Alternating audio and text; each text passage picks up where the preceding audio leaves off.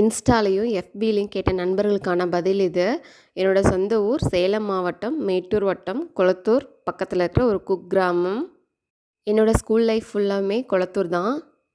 UG PG ரெண்டுமே Gobichettipalayam PKR school of management studies. நான் complete பண்ணது எம்பிஏ.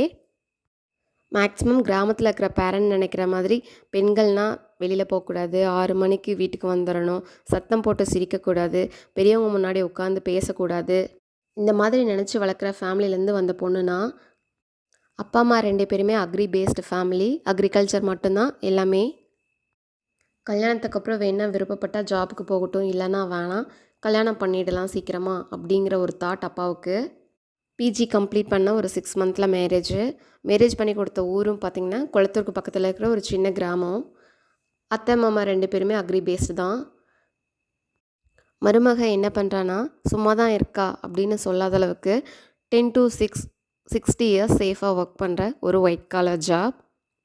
அப்புறம் எதுக்காக நீங்கள் தோட்டத்தை பற்றியும் கோழி வளர்ப்பு பற்றியும் மற்ற ரோஸ் செடிகள் பற்றியும் போடுறீங்கன்னு நினைக்கலாம். என்னதான் நம்மளோட வாழ்க்கை தரத்தை முன்னேற்றத்திற்காகவும் தன்னம்பிக்கைக்காக ஒரு ஜாப் இருந்தாலும் பிடிச்ச விஷயத்தை செய்யும்போது அதுலேருந்து கிடைக்கக்கூடிய ஹாப்பினஸ்ஸே ரொம்ப அதிகம்தான். ஒரு மிடில் கிளாஸ் ஃபேமிலியிலேருந்து வளர்கிற பொண்ணோட அதிகபட்ச ஆசை என்னவாக இருக்கும்? ஒரு சின்ன வீடு, வீட்டை சுற்றி கொஞ்சம் தோட்டம், அதில் பிடிச்ச செடிங்க, நாய், கோழி, இந்த மாதிரி தானே இருக்கும். இந்த மாதிரி சராசரி ஆசை தாங்க என்னோடதும். பொதுவாகவே அக்ரிகல்ச்சர் ஃபேமிலியிலேருந்து வர பொண்ணுங்களுக்கு இந்த மாதிரி தான் ஆசை இருக்குமா என்னன்னு எனக்கு தெரியல. ஆனால் அதனாலேயே என்னவோ எனக்கு ரொம்ப ஆசைங்க இது மேலே. சில நேரங்களில் மனுஷங்களுக்கு கோவம் வந்தால் முகம் சுளிச்சிருவோம். ஆனால் எந்த ஒரு சூழ்நிலையிலையும் முகம் சுளிக்காமல் எப்போவுமே மலர்ந்த முகமாக சிரிப்பாகவே இருக்கும் இந்த ரோஸ் செடி. அதை பார்க்கும்போதெல்லாம் வரும் ஹாப்பினஸ் அளவே இல்லை. இதை நம்ம செடியாக மட்டும் பார்க்குறோம் அப்படின்னா அதோட ஃபீல் புரியாது. இது ஒரு எமோஷனுங்க.